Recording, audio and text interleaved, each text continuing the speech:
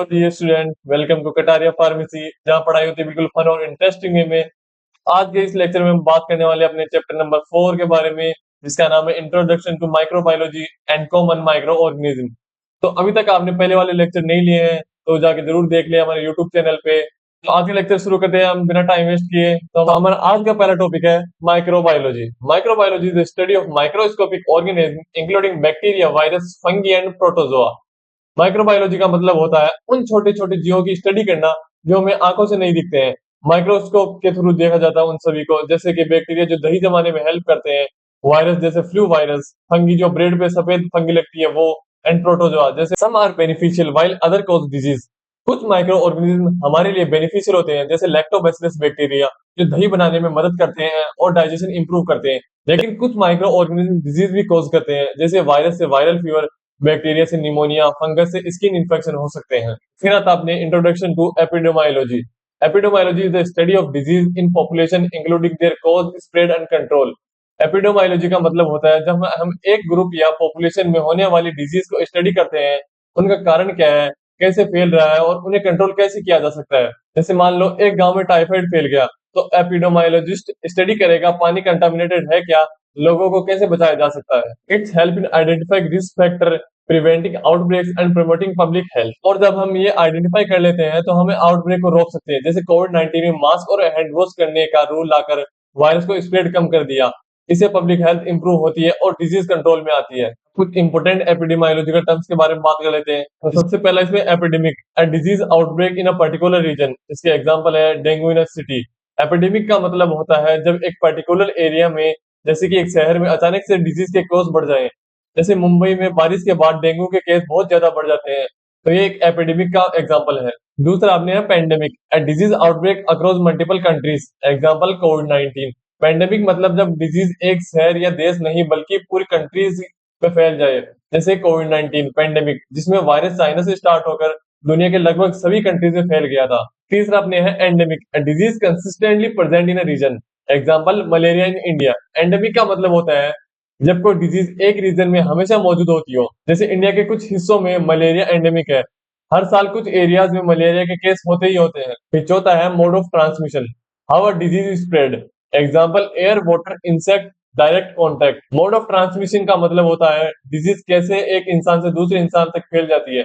जैसे कोविड-19 हवा के जरिए फैलता था, टाइफाइड कंटामिनेटेड पानी पीने से होता है, मलेरिया मॉस्किटो के काटने से होता है और एड्स डायरेक्ट ब्लड कांटेक्ट से होता है। फिर पांचवा है outbreak, a sudden rise in case of disease in a specific area.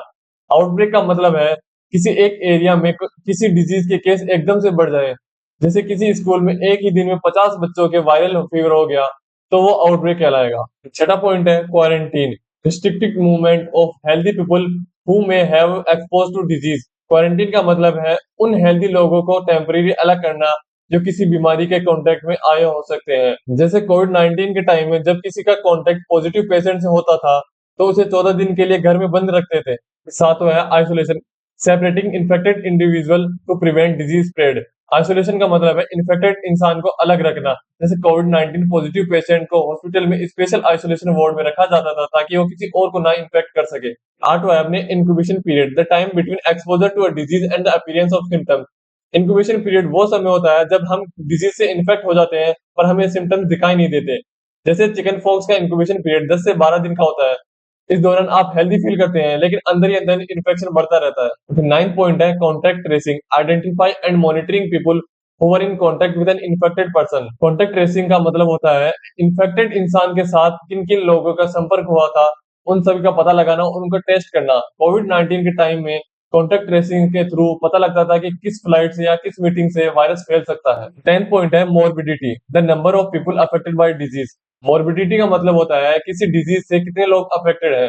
जैसे अगर एक गांव में 1000 लोग हैं और 200 लोग डेंगू से अफेक्टेड है, तो मोर्बिडिटी रेट 20% होगा। मोर्टिलिटी का मतलब होता है डिजीज की वजह से होने वाली डेथ के नंबर। जैसे अगर डेंगू से 200 पेशेंट में से 5 लोग मर गए हैं, तो मोर्टिलिटी रेट 2.5% होगा। तब कुछ कम्युनिकेबल डिजीज के बारे में बात कर लेते हैं, जिसके हम कॉज, सिम्टम्स एंड प्रिवेंशन पढ़ेंगे। तो सबसे पहले आती है रेस्पिरेटरी इन्फेक्शन। तो सबसे पहले डिजीज है चिकन पॉक्स। उसका पॉजिटिव एजेंट है वेरिसिला जोस्टर वायरस। उसके सिम्टम्स होते हैं फीवर, इचिंग, रैशेस। और उसकी प्रिवेंशन है वैक्सीन है और हाइजीन हो गया। दूसरा अपने मिसिल्स, उसका पॉजिटिव एजेंट है मिसिल्स वायरस और उसके सिम्टम्स है फीवर, कफ, रेसिस और उसका प्रिवेंशन है वैक्सीन। फिर तीसरा आपने मम्प्स, उसका पॉजिटिव एजेंट है मम्प्स वायरस और इसके सिम्टम्स हो गए swelling of salivary gland and fever और उसके प्रिवेंशन है वैक्सीन। चौथा अपने आता है इन्फ्लुएंजा, उसका पॉजिटिव एजेंट है इन्फ्लुएंजा वायरस और इसके सिम्टम्स हो गए फीवर, कफ, बॉडी एच और इसके प्रिवेंशन हो गए एनुअल फ्लू वैक्सीन। फिर पांचवा अपने आता है ट्यूबरक्लोसिस, जिसको अपन टीबी भी बोलते हैं। तो उसका पॉजिटिव एजेंट है मायोबैक्टीरियम ट्यूबरक्लोसिस, उसके सिम्टम्स हो गए क्रोनिक कफ, वेट लॉस, उसके प्रिवेंशन हो गए बीसीजी वैक्सीन, अवॉइडिंग एक्सपोजर, मतलब सनलाइट में बाहर ज्यादा निकलना नहीं चाहिए वैसे। तो छठा अपने आता है कोविड-19, जिसे पॉजिटिव एजेंट है SARS CoV-2, उसके सिम्टम्स हो गए फीवर, कफ, ब्रीदिंग डिफिकल्टी, उसकी प्रिवेंशन है वैक्सीनेशन, मास्क वियरिंग। तो दूसरा अपने आता है इंटेस्टाइनल इन्फेक्शन, जो अपने गट से रिलेटेड होते हैं। उसके अंदर पहली डिजीज है क्लोरिया, उसका पॉजिटिव एजेंट है विब्रोक्लोरिया, उसके सिम्टम्स है सीवियर डायरिया और डिहाइड्रेशन, उसके प्रिवेंशन है क्लीन ड्रिंकिंग वाटर।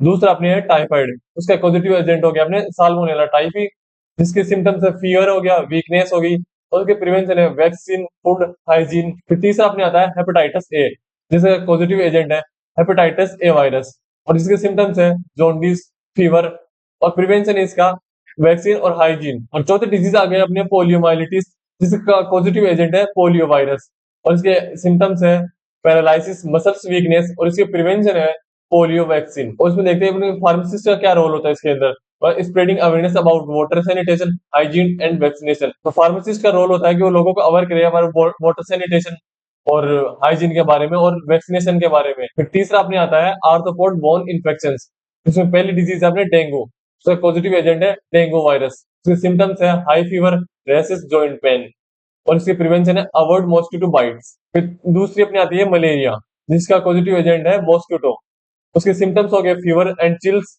और इसका प्रिवेंशन है मॉस्किटो प्रोटेक्शन। और तीसरी डिजीज आ गई अपनी चिकनगुनिया, इसका पॉजिटिव एजेंट हो गया चिकनगुनिया वायरस, इसके सिम्टम्स है जॉइंट पेन, रेसिस। अब इसमें देखते हैं कि फार्मासिस्ट का क्या रोल होता है, promoting mosquito control measures and medication awareness. Pharmacist लोगों को मॉस्किटो कंट्रोल मेथड सिखाता है, जैसे कि मॉस्किटो नेट्स का लगाना, रेपलिएंट्स लगाना और स्टेगनेंट पानी को हटाना। तो चौथी अपनी आते हैं सरफेस इन्फेक्शन, उसमें पहला है ट्राइकोमा, इसका पॉजिटिव एजेंट है क्लाइमीडिया ट्राइकोमेट्स, इसके सिम्टम्स है आई इन्फेक्शन, ब्लाइंडनेस और इसकी प्रिवेंशन है फेस वॉशिंग और हाइजीन।